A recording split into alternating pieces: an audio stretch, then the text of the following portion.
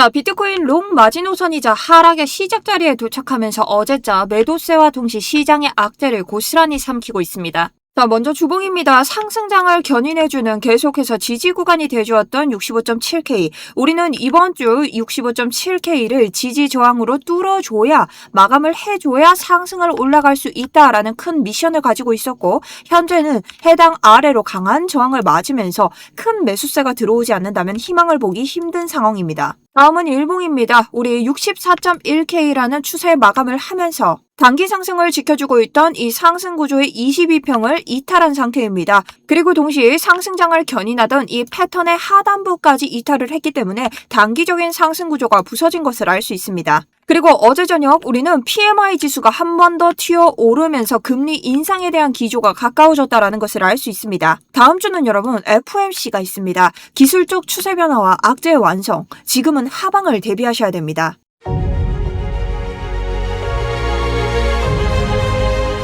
안녕하십니까. 여러분들의 우상향 계좌를 책임지고 있는 차트 분석 전문가 정수현입니다. 자, 여러분, 어제자 인사이트가 정말 여러분들에게 큰 도움이 되셨을 건데요. 여러분들 저를 위해서 좋아요 한 번씩 부탁드리고요. 저를 처음 보신 분들, 지금까지 수익권 가져가 보신 적 없다면 지금이라도 코인 인사이트 구독, 좋아요 누르면서 시작하도록 하겠습니다. 자, 어제자 저는요, 리스크롱이다. 여기는 개미 사냥을 주의해야 되고 추격할 만한 자리가 아니다. 롱으로는 볼 수 있으나 영상에서는 뭐라고 말씀드렸나요? 저는 아래에 유동성이 너무나 많고 이전에도 이런 유동성을 털고 가는 자리들이 있었기 때문에 현재는 롱에 진입하지 않고 이런 자리는 추가적인 롱을 받아보기 위해서는 뚫었을 때, 추세의 단기적인 변화를 바꿨을 때 들어가셔야 된다라고 말씀을 드렸습니다. 그리고 비트코인은요, 정확하게 제가 말했던 것처럼 우리가 봤던 이 추세 아래에 있는 물량들을 모두 다 유동성을 먹으면서 하방으로 떨어졌고, 우리가 받을 만한 구간이 없이 하방 이탈을 급락으로 했죠. 자, 그래서 실제로 여러분 5분봉과 1분봉을 가보시면 급락 형태로 계속해서 도전을 하지만 밀고 내려오는 구간이 있습니다. 그래서 우리는 단기적으로 숏을 진입할 수 있었고, 짧은 구간이긴 하지만 실시간 대응으로 해당 부분에 대한 단기적인 숏을 우리가 한 번 더 가져가 볼 수 있었습니다. 자, 그리고 어제 같은 경우는 여러분 제가 영상에서도 말씀을 드렸죠. 자, 훅 털고 오는 거 보셨던 추격은 청산이다. 지금 불플래그를 본다라고 해도 뚫어야 올라갈 수 있다라고 말씀을 드렸고, 여러분 아래쪽에서 어떻게 대응했나요? 자, 빅숏이 뜨면서 우리가 어떻게 지금 대응을 해야 되는지까지 제가 실시간으로 안내를 드렸습니다. 1분봉으로 보시면 64.5K 리테스트 실패하고 오늘 롱 청산 매물대에도 리테스트를 실패했다. 단기 숏에 진입하고 분익 후 상황을 지켜보는 중이다. 숏은 본전로스가 필수고 롱은 64.4부터 종가 회복을 해야 한다. 롱 안 들어간 게 천운이다. 라고까지 설명을 드렸죠.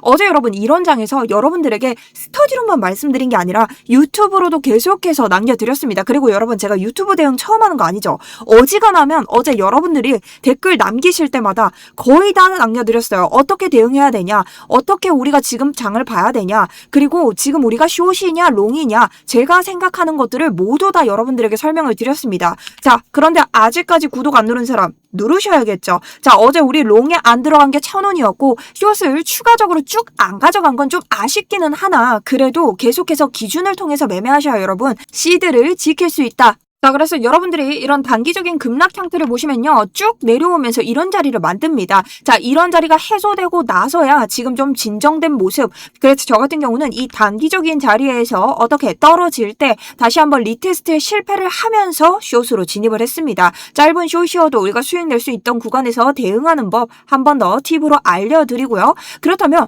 지금부터는 어떻게 하방에 대한 대처를 해야 되고, 만약 롱일 시에는 내가 어떻게 대처를 해야 될까? 우선 오늘자 관점은 우리가 64K 이 매물대의 마지노선에 위치하고 있습니다. 그렇기 때문에 저는 충분히 하방 위험이 있다라고 생각을 하고 있고, 어제자 일봉이 64.1K에서 종가 마무리를 했죠. 자, 이렇다는 것은 거의 64K 마지노선에 내려온 것이나 마찬가지이기 때문에 상방을 보기보다는 하방에 대한 대비를 하는 것이 맞다라고 봅니다.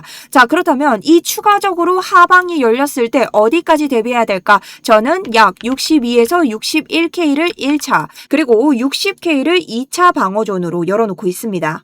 자, 하지만 이런 기준에서 만약 숏이 나오지 않고 롱이 나왔을 때 어떻게 대처해야 될까? 무력화 관점까지 가져가야겠죠. 자, 여러분 오늘 매매하는 방법입니다. 숏의 관점을 깨고 다시 상방으로 올라갈 수 있는 조건은 첫 번째. 우리 계속해서 22평은 단기적인 상승 구조를 지켜줬죠. 이 22평을 지지로 밟고 올라가야 된다. 그리고 현재 그 자리가 똑같이 4시간봉 기준의 202평과도 겹치고 있고 우리는 현재 그 구간에 저항을 받고 있습니다. 1봉 기준의 22평의 저항, 그 다음 4시간봉 기준의 202평의 저항, 이것들이 모두 가리키고 있는 64.3. 그렇다면 적어도 64.5K 위로 지지 돌파를 받아야만 다시 한번 단기 상승 구조를 복구시킬 수 있다라는 거죠. 그리고 만약 진짜 상승장으로 가기 위해서는 이 단기 상승 구조를 복구시킨 뒤 강한 견인세로 65.7K를 이번 주 주봉 위로 돌파해서 마감해줘야 된다. 하지만 현실적으로 지금 단기 상승 구조를 가능하다라고 하더라도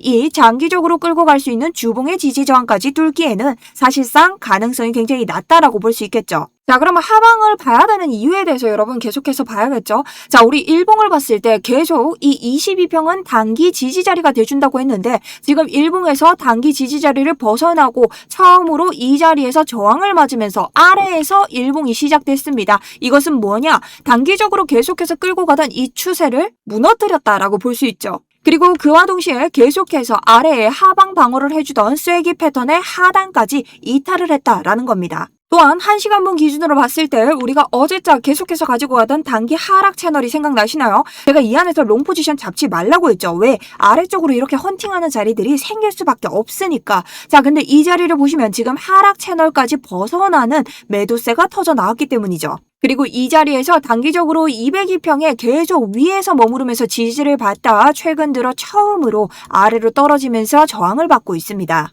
그리고 비트코인은 어제자 제가 말씀드린 이런 유동성 구간을 모두 무너뜨리면서 일목구름의 하단 그리고 강한 상승장을 만드는 단기 상승 채널의 하단에서 이 매도세를 받아내주고 있는데요. 그렇다면 지금 무포자인 분들은 매매를 어떻게 해야겠어요? 우선적으로 이 상승 채널을 이탈했을 때는 여러분 이 모든 구조를 완벽하게 무너뜨리는 행위가 됩니다. 그렇기 때문에 이 상승 채널의 하단부를 이탈할 때 우리는 숏에 진입을 할 수 있다. 그리고 그 하단부를 조금 더 디테일하게 보기 위해서 이전자 장대양봉이 가지고 있는 갭 구간, 강렬한 기회 구간이 될 수 있기 때문에 63.6K 부근이 무너졌을 때부터 강제 이탈을 한다면 추가적인 숏을 볼 수 있다. 어디까지? 61에서 62까지 하방을 1차로 열어두셔야 된다라는 거죠. 근데 여기서 여러분들이 그런 질문을 합니다. 자, 이것을 채널로 봤을 때, 쐐기로 봤을 때는 우리가 들어가지 못한다 하더라도 채널로 봤을 때는 하단에 있는데 롱을 한번 받아볼 수 있지 않나요? 하지만 여러분 여기서 다른 게 있습니다. 물론 우리가 주말장이라고는 하지만 여러분 똑같은 4시간봉으로 봤을 때 이전 자리들 같은 경우는요. 매도세로 여기를 받고 나서 어떤 자리가 나오나요? 받아주는 매수세가 터집니다. 여기도 보시면 떨어뜨리고 나서 받아주는 매수세가 터지죠. 여기에서도 이렇게 강렬하게 터졌지만 바로 받아주는 매수세가 터졌습니다. 근데 우리는 지금 뭐다? 이게 터지고 나서 강렬하게 받아주는 매수세가 들어오지 않고 있다라는 거죠. 그렇다면 이번 주말을 계기로 이 아래에서 끝낼지 아니면 단기적으로 받아주는 자리가 생길지 이 마지노선에 있다라고 할 수 있다는 겁니다. 그러니 당연하게 이 자리에서 롱을 볼 수 있는 근거가 없다라는 거죠. 그래서 저는 제가 지금까지 여러분에게 뭐라고 했죠? 64K의 아래에 있을 때는 하방이 우위고 64K 위에 있을 때는 상방이 우위라고 했습니다. 근데 오늘자 일봉이 64.1까지 내려왔다는 것은 하방 리스크에 점점 가까워지고 있다라는 것이기 때문에 우리가 롱을 타야 된다면 여러분 굳이 여기에서 지금 탈 필요가 없습니다. 오늘자 단기적인 모멘텀 나올 수 있다. 하지만 제가 아까 말한 뭐냐? 22평의 지지와 4시간봉의 202평의 지지 돌파를 해주고 나서부터 완벽하게 이 하락 채널을 뚫었을 때 들어가도 절대 늦지 않다라는 거죠. 그러니 여러분들이 지금 롱에 대한 포모를 느낄 게 아니라 하방에 대한 대비로 저점을 어디서 잡을지 생각하는 것이 조금 더 가능성이 높다라는 얘기입니다. 자, 그래서 오늘 이런 자리도 여러분과 지금 숏 포지션, 롱 포지션 모두 가져가고 있죠. 계속해서 실시간 말씀드릴 거고 여러분 댓글에 언제 들어갈 수 있냐 하는데 실시간으로 제가 진짜 빠르게 선착순으로 지금 계속 밀어넣고 있습니다. 그리고 제가 영상도 찍죠. 있죠. 댓글도 남기죠. 여러분 질문하시는 거 댓글도 달죠. 영상 브리핑 저녁에도 하죠. 생각보다 바쁩니다, 여러분. 그래도 여러분들 질문하시는데 실시간으로 도움드릴 수 있도록 그래도 댓글 다 달아드리고 있습니다. 그러니 궁금하신 건 물어보시고요. 그래도 캔들이 움직이다 보면 스터디룸이 가장 빠릅니다. 그걸 원하시는 분들은 아래쪽 링크 통해서 스터디룸 신청 버튼 눌러주시면 되고, 여러분 이렇게까지 하는데 구독, 좋아요 아직도 안 눌렀다. 솔직히 양심이 없는 겁니다. 그러니 구독, 좋아요 한 번씩 눌러주시고 오늘 영상 도움 되셨다면 나이스 혹은 응원의 댓글도 좀 남겨주십시오. 자, 그럼 계속해서 우리가 하방 대비를 해야 되는 차트에 대해서 볼 텐데, 자, 일봉을 보시면요, 여러분, 우리가 상승을 가져가고 뭘 말아내려요? 하락으로 상승분을 말아내리고 다시 상승분을 가져가고 이 하락분으로 말아내리고 또 상승분이 나오고 이걸 하락으로 말아내리고 계속 반복을 하고 있죠. 근데 이번 같은 경우도 결론적으로는 이 상승분을 다 말아내렸다라는 겁니다. 근데 제가 여기가 왜 위험하다라고 했나요? 이전에 4시간봉을 한번 보면, 자, 하락이 내려왔을 때 좀 상승으로 말아올리는 이런 양봉들이 계속 한 번에 터졌습니다. 근데 지금은 주말장이라서 그런 것도 있지만 한 번에 터지는 느낌은 안 보인다. 그리고 지금 악재가 따라오고 있다라는 거죠. 자, 그게 뭐냐? 바로 어제자 PMI 지수인데요. 어제 PMI 지수가 발표되고 나서부터 여러분 쭉쭉쭉 떨어졌습니다. 물론 여러분 이 지표 발표가요, 아무런 우리에게 차트에 영향을 주지 않을 때도 많아요. 근데 지금은요, 영향이 많을 수밖에 없습니다. 왜일까요? 그 이유부터 볼게요. 우리 전반적으로 이전 장에서 우리 이 양봉 왜 생겼죠? CPI, PPI가 하회했죠. 하회의 뜻은 뭐예요? 금리 인상의 기조보다는 금리 인하의 기조로 가져갈 수밖에 없기 때문에 여기에 대한 기대값 상승을 한 겁니다. 그 다음 유동성들 롱을 털면서 한 번에 고점이 등장했죠. 그런데 그 인상에 대한 기조가 벌써 바뀌었나요? 바뀔 수밖에 없죠. 제가 어제도 말씀드렸습니다.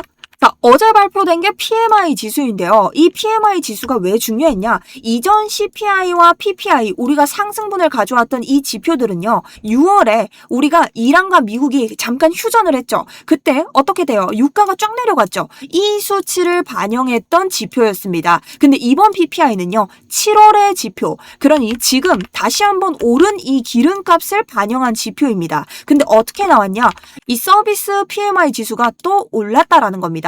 여러분, PMI 지수가 뭡니까? 자, 지금 장사 잘 돼요? 라고 했을 때 그 대답을 경기 동향 지표로 만든 거죠. 자, 그런데 이 서비스 구매 관리자 지수가요, 이전에 계속 11개월 최고치를 찍었었는데 이번에 또 올라간 거예요. 그럼 이게 무슨 뜻이냐? 지금 유가가 올라가고 나서 처음으로 반영된 지표에서 이 서비스 PMI가 더 뛰었다는 건 유가 상승 플러스 비용 상승이라는 거죠. 자, 그러면 7월에 여러분 발표될 CPI가 어떻게 되겠어요?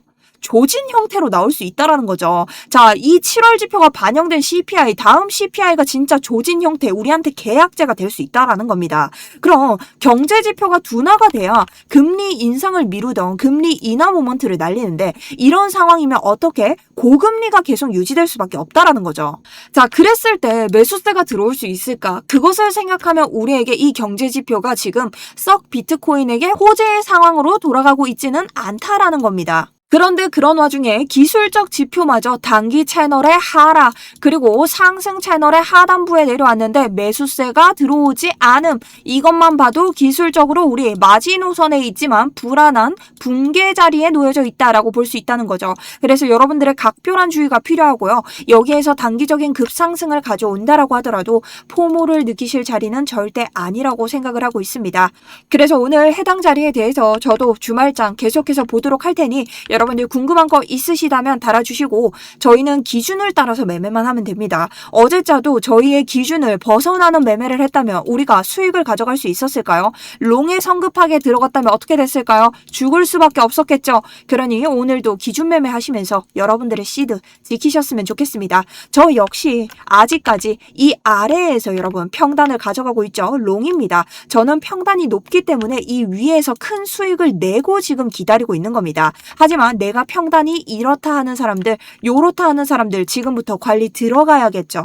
자, 그래서 여기에 대해서 여러분들 평단에 따라 질문까지 모두 다 스터디룸에서 안내 드리고 있으니 나머지 질문은 스터디룸 통해 주시면 좋겠고요. 오늘 영상도 여러분 보이시는 구독, 좋아요 한 번씩 눌러주시고 댓글로 많은 응원 부탁드립니다. 자, 오늘의 영상 여기까지고요. 추가적으로 할 말 있다면 2부 들고 오도록 하겠습니다. 지금까지 정수연이었습니다.